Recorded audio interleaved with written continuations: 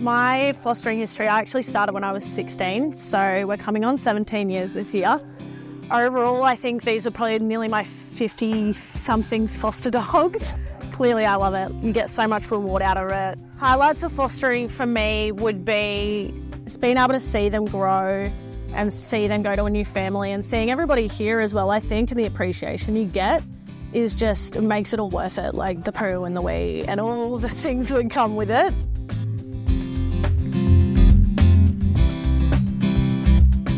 We have two types of fostering programs. So we have our shelter program and we have our emergency boarding program. So our shelter program looks after all of our beloved shelter animals for whatever the care they need. Emergency boarding is temporary care for a privately owned animal when their owner is in an emergency situation. There is many different reasons why we get the animals out into homes rather than the shelter. We have different ones such as taking a sick cat home. They can get so much better inside a home setting where it's nice and safe and stress-free. Or it could be something like taking a puppy home for some socialisation, or just taking an animal home for the weekend to give them a bit of rest time out of the shelter.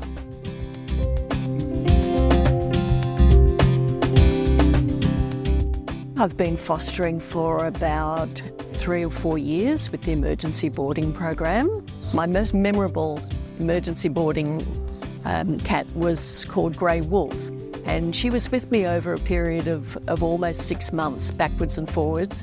Her owner had been made homeless during the floods a few years ago, and her owner also had a horse, and that made it quite difficult for her to find accommodation where she was able to keep the horse and keep the cat.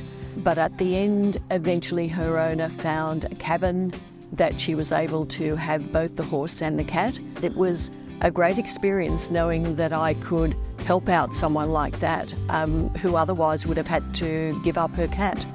I'd really love to have a pet of my own. I've always had pets all my life, but now that I'm retired, I really like to travel as well. And so with this, I can have a pet for a longer period of time, and it enables us both to feel very comfortable with the relationship.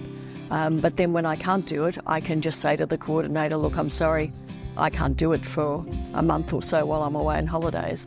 Most people say to me that they don't think they could do any fostering because they would not want to give them back. And that's pretty common to all us foster carers. We all get really attached to our cats. But knowing that you could help one by keeping it, but you can help a whole lot by continually fostering and being available for people. Who knows, it may be one of your relatives that might be in that situation one of these days.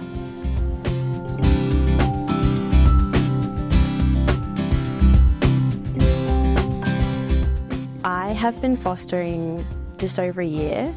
My first foster guinea pig was a little guinea pig called Freeman, and he came in and he had no hair under his belly, and he came into my home and I looked after him for about 3 months, and he had the best time ever.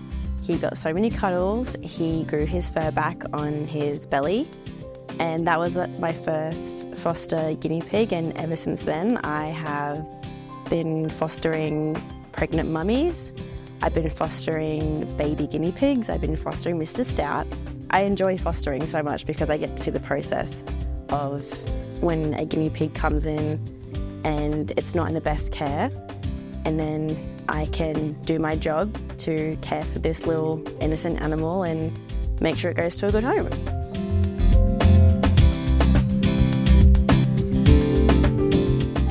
Anybody can be a foster carer.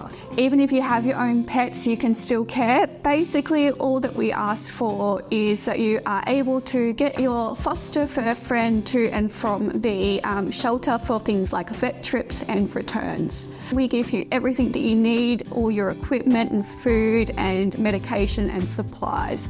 Basically, all you need is a loving home. It's pretty simple.